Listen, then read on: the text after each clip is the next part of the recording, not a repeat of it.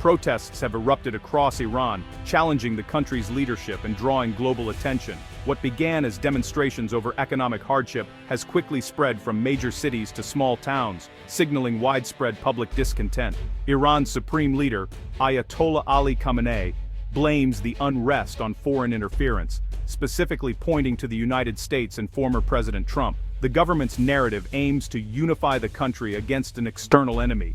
But the persistence of the protests suggests deeper issues. Global markets are reacting, with oil prices surging amid fears of regional instability.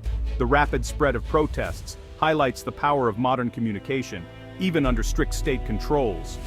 The government faces a dilemma: address citizens' grievances or maintain a hardline stance. The world is watching closely as Iran's stability is crucial for the Middle East and global energy markets. The government's next steps and the resilience of the protest movement will shape the immediate future. As of January 9, 2026, the situation remains unresolved. All eyes are on Iran as events continue to unfold. The protests are rooted in severe economic hardship, soaring inflation, a collapsing currency, and skyrocketing prices for basic goods. Years of sanctions and economic mismanagement have left many Iranians struggling to survive. The government's attempts to counteract these pressures have fallen short, fueling public anger. People from all walks of life are demanding accountability and real solutions to unemployment and the high cost of living. Economic survival, not just politics, is driving Iranians into the streets. In a televised address, Supreme Leader Khamenei blamed the United States for orchestrating the protests, calling them a foreign plot to destabilize Iran. He referenced Trump's maximum pressure campaign and the crippling sanctions that followed the U.S. withdrawal from the nuclear deal. This narrative frames protesters as pawns of foreign powers, aiming to delegitimize the movement and justify a crackdown. By invoking American antagonism, the government seeks to rally nationalistic support and shift blame away from domestic failures.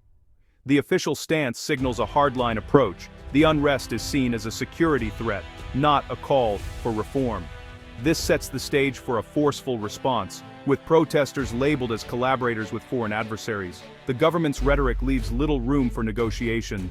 The government's response has been swift and harsh, deploying security forces using tear gas and making mass arrests. Internet blackouts and mobile data restrictions have cut off communication, isolating protesters and controlling the narrative. State media reports numerous detentions, warning of severe legal consequences for those involved.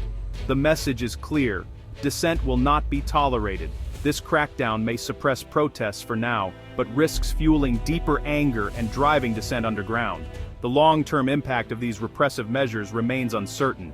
The unrest has sent oil prices climbing, as Iran's instability threatens global energy supplies. Iran's role in OPEC and its strategic location mean that domestic turmoil has far-reaching consequences. World powers are watching closely, wary of a power vacuum or wider regional instability.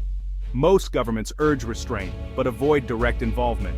If the crackdown succeeds, the crisis may fade, but the root economic issues will persist. If protests escalate, the risk of prolonged conflict grows, with unpredictable global effects. Iran stands at a crossroads, and the world is watching what happens next.